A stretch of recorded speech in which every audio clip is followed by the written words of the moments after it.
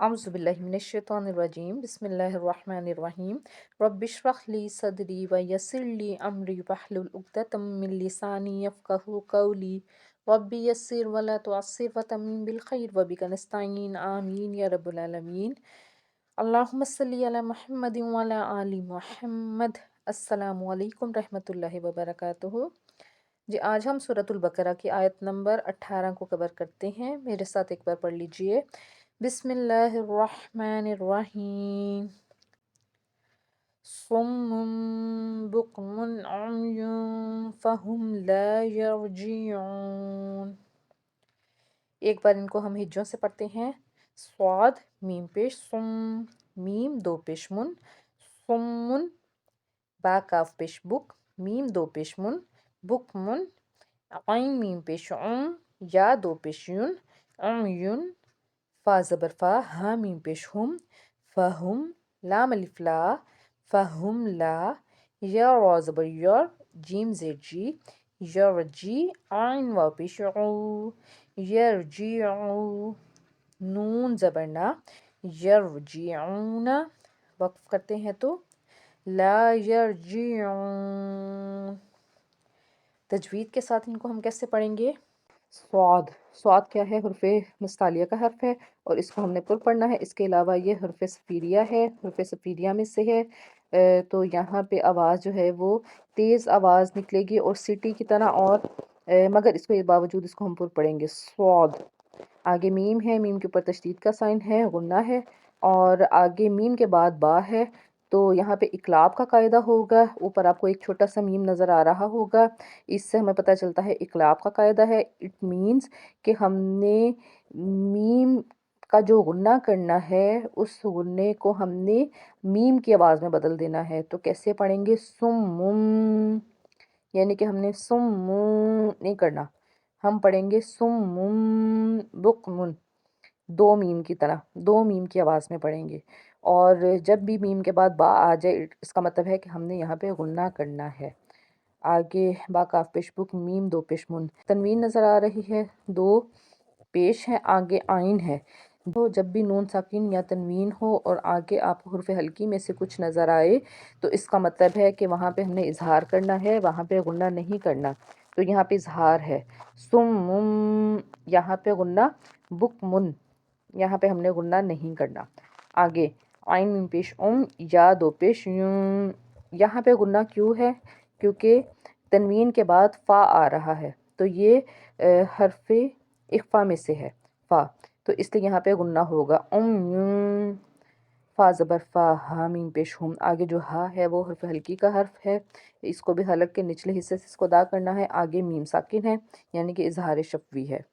आगे लाम अलिफ ला है, अलिफ से पीछे ज़बर है, इसलिए हमने एक अलिफ के बराबर इसको खींच के अदा करना है। लाम अलिफ ज़बर ला।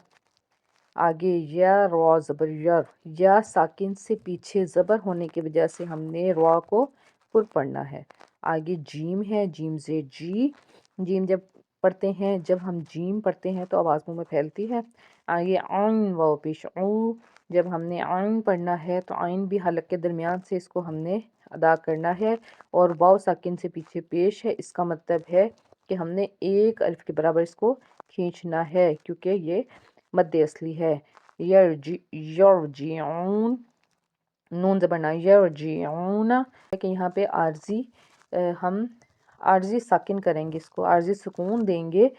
तो क्योंकि वाव इसके अलावा ये मद है, मद आरिद है, इसके अलावा ये मद आरिद है, यानी कि आपको हर्फ मद्दा वाव नज़र आ रहा है और उसके बाद जो आगे है नून, उसके बाद जो नून है उसको हमने आर्जी सुकून देना है। तो फिर कैसे पढ़ेंगे? ला यरजिऊन, यानी कि यहाँ पे ला यरजिऊन यहाँ पे साकिन है, तो यहाँ पे हमने 3 से 5 अलिफ के बराबर इसको खींच के अदा करना है। हम सूरतुल बकरा की आयत नंबर 18 की ग्रामर करते हैं। जी, सबसे पहले ये जो 3 आपको अस्मा नज़र आ रहे हैं, सुम्मुम बुकमुन उम्युन, ये जो 3 है इनको हम, ये तीनों ख़बरें हैं, ख़बर है। सुम्मुम ख़बर नंबर 1, सुम बुकमुन, बुकमुन خبر نمبر 2، اور یون یہ کیا ہے؟ خبر نمبر 3۔ اور یہاں پہ ہم جو ہے وہ مبتدا ہے جو کہ نظر نہیں آ رہا، ٹھیک ہے، یعنی کہ ہم جو ہے وہ چھپا ہوا ہے جو ہمیں نظر نہیں آ رہا، کیونکہ اس کے میننگ کیا ہوں گے کہ وہ بہرے ہیں، گونگے ہیں، اندھے ہیں، تو اس کا مطلب ہے کہ جو ہم ہے وہ یہاں پہ چھپا ہوا ہے، اور یہ جملہ اسمیہ بنے گا، یہ اتنا جملہ کیا بنے گا؟ جملہ اسمیہ بنے گا۔ اور یہ جو تینوں اسم ہیں، یہ جو تینوں اسما ہیں، یہ تینوں جو ہیں یہ مرفوع حالت میں ہیں، ایک تو خبر ہے اور یہ مرفوع حالت میں ہے۔ سمن جمع ہے اسمو کی، بکمن جمع ہے ابکمو کی، اور یون جمع ہے اعما کی۔ اور سمن، بکمن، یون یہ جو تینوں ہیں یہ جنس میں مذکر ہیں، عدد میں یہ جمع میں ہیں، اور وسعت میں یہ تینوں نکرہ ہیں، اور اعرابی حالت ان کی مرفوع ہے، اور یہ بیسیکلی کیا ہے؟ یہ خبر ہے۔ اس کے بعد آگے کیا ہے؟ فاہم۔ فاہم کیا ہے؟ فا جو ہے وہ تو عطف ہو گیا، اور ہم جو آگے ہے اس کو ہم کہیں گے یہ مبتدا ہے۔ اس کے علاوہ یہ حالت مرفوع میں ہے اور ہم ضمیر منفصل ہے۔ اس کے بعد ہے لا یرجعون۔ لا جو ہے وہ نفی میں ہے، یعنی کہ اس کو ہم کہیں گے کہ یہ لائے نفی ہے۔ اور اس کے بعد یرجعون، یرجعون کو دیکھتے ہیں، مادہ ہے اس کا را، جیم، عین، اور یہ باب ضربہ سے ہے، ضربہ یضربو۔ ماضی کا پہلا صیغہ ہے رجع، اور فعل مضارع کا پہلا صیغہ ہے یرجعو۔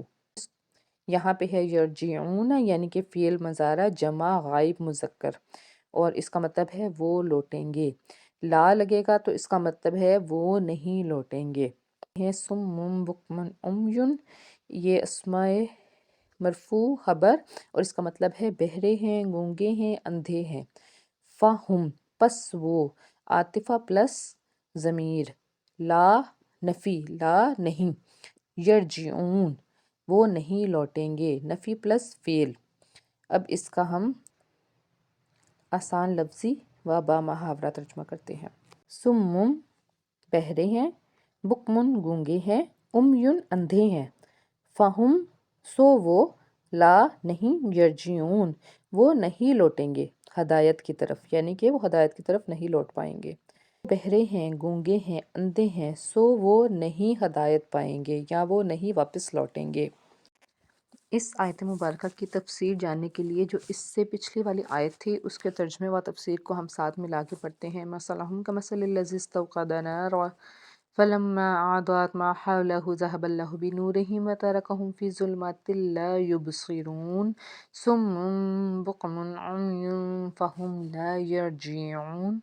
ان کی مثال اس شخص کی ہے جس نے آگ جلائی، پس آس پاس کی چیزیں روشنی میں نظر آئی تھیں، تو اللہ نے ان کے نور کو لے لیا اور انہیں اندھیروں میں چھوڑ دیا۔ جو نہیں دیکھتے، بہرے، گونگے، اندھے ہیں، پس وہ نہیں لوٹتے۔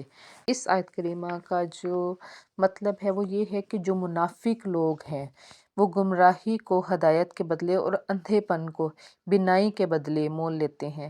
ان کی مثال اس شخص کی طرح ہے جس نے اندھیرے میں آگ جلائی، دائیں بائیں چیزیں روشن کی، پھر اس کی پریشانی دور ہو گئی اور فائدے کی امید اس کو بندھی کہ ایک دم سے آگ بجھ گئی اور سخت اندھیرا ہو گیا۔ نہ تو اس کی نگاہ کام کر سکی، نہ ہی اس کو راستہ معلوم ہو سکا، اور باوجود اس کے کہ وہ شخص جو بہرا ہو، کسی کی بات نہیں سن سکتا ہو، گونگا ہو، کسی سے دریافت نہیں کر سکتا ہو، اور اندھا ہو جو روشنی سے کام نہیں چلا سکتا ہو، بھلا ایسا انسان کیسے ہدایت پا سکتا ہے؟ اسی طرح منافق بھی ہیں، یعنی کہ ہدایت کو چھوڑ کر اور بھلائی چھوڑ کر برائی چاہنے لگے ہیں۔